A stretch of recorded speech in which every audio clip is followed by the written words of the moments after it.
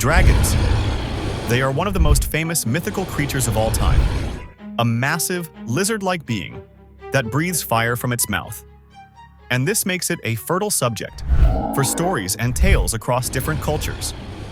That's why you'll find dragons in stories, novels, and folklore, and of course in movies and TV shows. But what's the origin of these dragons? Were they real creatures at some point in history? And is it even logical to think that such a massive creature could fly through the sky and breathe fire? Unfortunately, only 3% of our viewers are subscribed to our channel right now. So if you enjoy our videos, make sure to hit that subscribe button.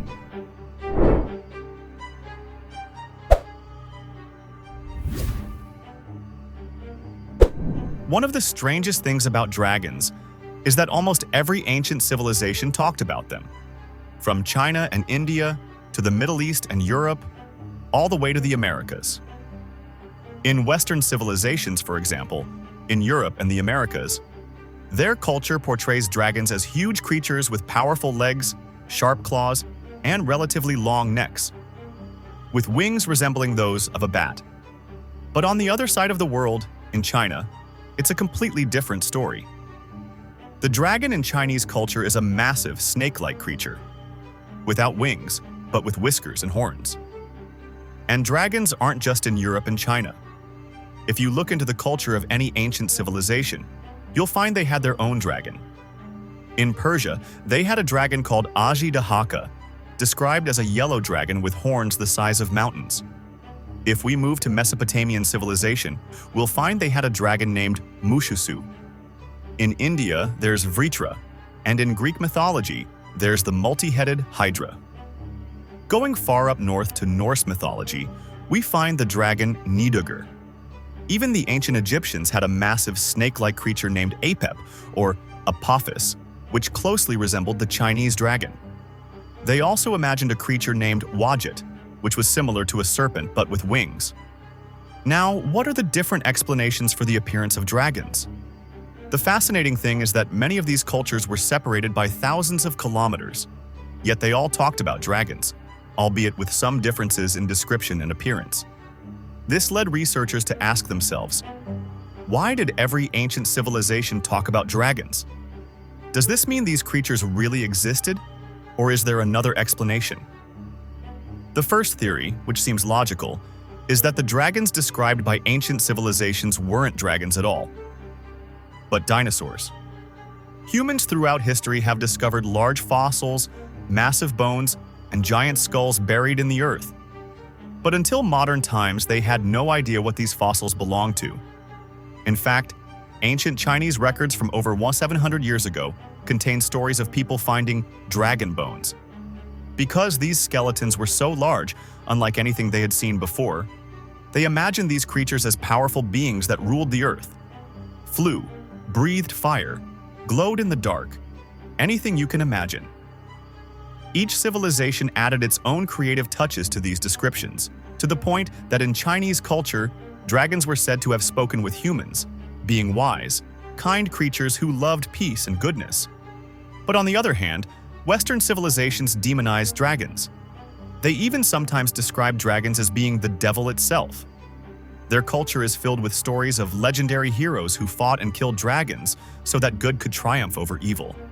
And because dinosaur fossils are found almost everywhere in the world, every ancient civilization talked about this strange creature.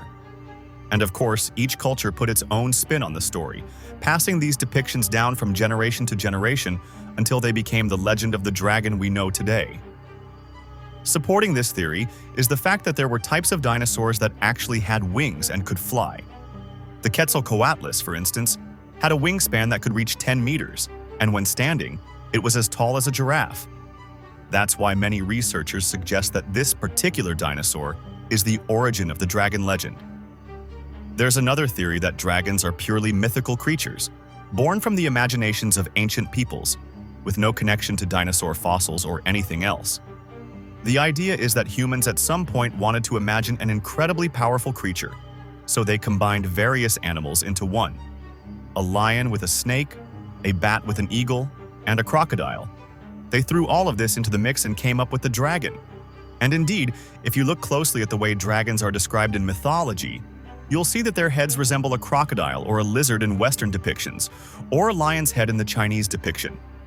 Wings like a bat, claws like an eagle. And in some descriptions, their bodies are covered in scales, similar to a fish. So we could consider the dragon a hybrid creature, a combination of various strong animals. Some researchers argue that the reason dragons have so many reptilian traits, or specifically resemble snakes, is because humans have a natural fear of these kinds of animals. And this theory about animals is also strong, especially considering that ancient civilizations often represented animals in various forms. Now, this raises the question, could a creature with the specifications of a dragon from mythology actually exist in reality? Could such a massive creature even fly? And is there any animal that could breathe fire? Could it fly or not? The answer is no. The dragons in people's imaginations, the ones we see in movies, are so huge that one would weigh tons. If you look at their depiction in Western culture, they have massive muscles, as if they never skip a day at the gym. So, a creature with these specifications wouldn't just find it hard to fly, it would struggle even to jump a few meters. And this is for several reasons. For animals to fly, their skeletal structure needs to be light, with bones that are fragile, not solid. But the skeleton of this fictional dragon isn't like that at all. A creature like the Quetzalcoatlus we talked about earlier, despite being as tall as a giraffe, is estimated by researchers to have weighed only about 70 kilograms. Meanwhile, a giraffe of similar height weighs around 1,200 kilograms. Not to mention that the dragon's body doesn't resemble a bird's at all. Flying creatures have specific body features that allow them to interact with the dynamics of pressure and air. In contrast, a dragon's body resembles that of a predator like a lion or tiger. So the idea that a creature as large and heavy as a dragon could fly is quite far-fetched. Now, the second part of the question, could a dragon breathe fire?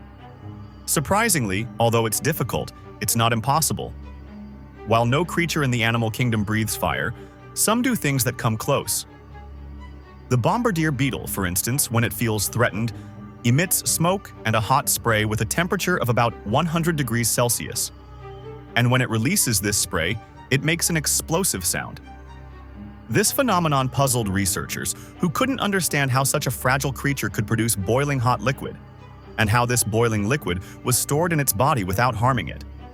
But after investigating, they discovered that the beetle doesn't actually heat the liquid inside its body. Instead, it carries two separate chemicals in its body. When these two chemicals mix, they create an exothermic reaction, producing heat. That's why the beetle has two separate compartments in its body for these chemicals. When it senses danger, it mixes them in a special chamber at the end of its abdomen, and when they touch, they heat up and cause that small explosion. This phenomenon led researchers to think that the idea of a dragon breathing fire isn't entirely impossible. It could happen through a chemical reaction, not necessarily through fuel or a heat source. For instance, if a dragon's body could produce a substance like diethyl ether, it might be able to breathe fire. In conclusion, to this day, no one has ever found a dragon fossil. All the information we have about dragons comes from myths and ancient stories. So we can say that the dragons we see in movies and TV shows couldn't possibly exist in that form. But on the other hand, there might have been smaller creatures that existed in the past, creatures that could fly, and there's a possibility they could emit hot liquids from their mouths. And that's it. Peace out.